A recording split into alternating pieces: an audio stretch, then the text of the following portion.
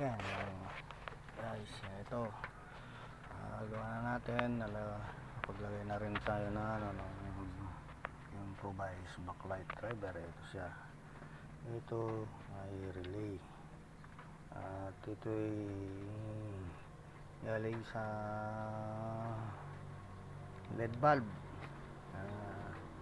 Ito ay pumunta sa naglagay na rin tayo ng transistor. Ayan siya, ito transistor yan at saka resistor. Ito ay galing itong pula na to pupunta sa 12 volts supply o galing pupunta rito yung pula, at saka itong dalawa na to is pupunta sa AC line pupunta rin dito, galing dito yan. Dito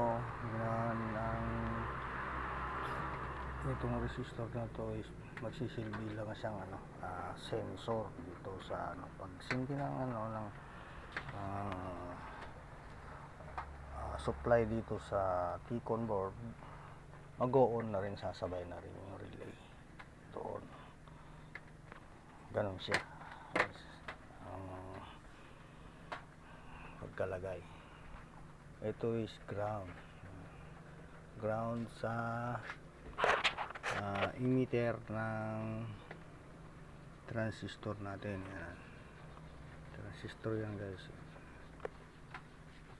kita ba? Ayan, transistor tsaka resistor.